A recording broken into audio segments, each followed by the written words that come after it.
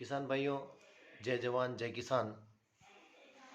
बड़ा खेद का विषय है कि इस बार अफीम में पाला ज़्यादा गिरने की वजह से तथा खराब मौसम की वजह से अफीम में काफ़ी सारे नुकसान हुए, बहुत सारी बीमारियां हुई। लेकिन किसान संघर्षरत रहा तथा विभिन्न प्रकार की दवाइयों का उपयोग करते हुए अपनी कठोर मेहनत से अफीम लहलाने लगी, डोड़े आने लगे, फूल आने लगे।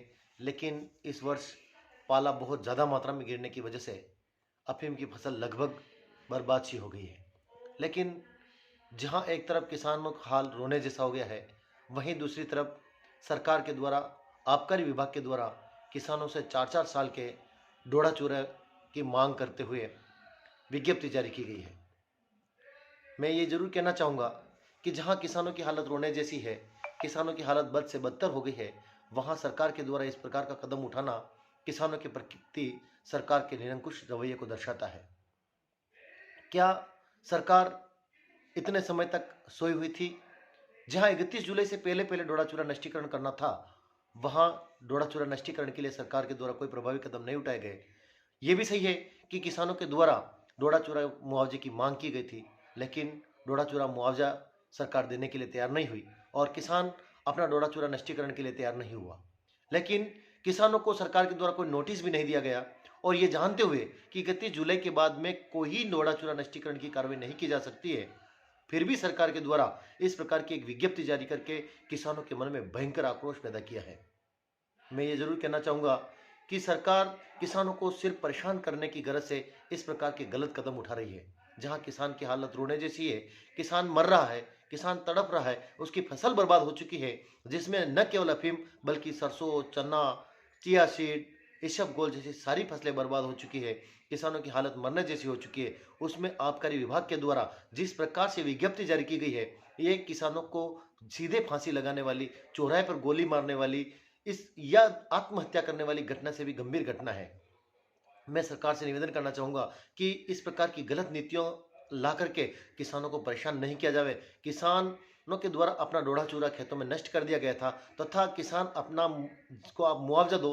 सरकार को किसान डोढ़ा चूरा देने के लिए तैयार है। किसान कतई चोर नहीं है, सरकारें चोर है। सरकारें इस तरह की नीतियां अपना करके किसानों को परेशान कर रही है और किसानों में भयंकर आक्रोश है। अगर यही हालत रही तो किसान एक दिन उठ खड़ा होगा और चारों तरफ अव्यवस्थाएं होगी। जो किसान अन्नदाता है, विश्व का भरण पोषण करने वाला है, आज भूखे मरने की स्थिति में मैं सरकार से निवेदन करना चाहूंगा कि इस विज्ञप्ति को तत्काल प्रभाव से पुनः लें तथा किसान अपने खेत में काम कर रहा है, किसान पाले की वजह से रो रहा है, उसके आंसू पहुंचे और आंसू नहीं पहुंच पाए तो इस प्रकार का दर्द भी नहीं दे कि किसान परेशान हो, उसकी परेशानी और बढ़े। आइए, मैं सरकार के सामने ये बात रख रहा हूं, अगर सरकार इस बात को नहीं मानती है तो हम सभी किसान, राजस्थान के संपूर्ण किसान, चित्तौड़ जिले के संपूर्ण किसान बहुत जल्द एक विशाल धरना रखेंगे, जिसमें संपूर्ण चित्तौड़ जिले के ही नहीं, प्रतापगढ़, उदयपुर और संपूर्ण राजस्थान, जिसमें झालावाड़, भीलवाड़ा, सभी जगह के किसान एक साथ सरकार के विरुद्ध हल्ला बोल बोलेंगे। और बहुत जल्द चुनावी माहौल है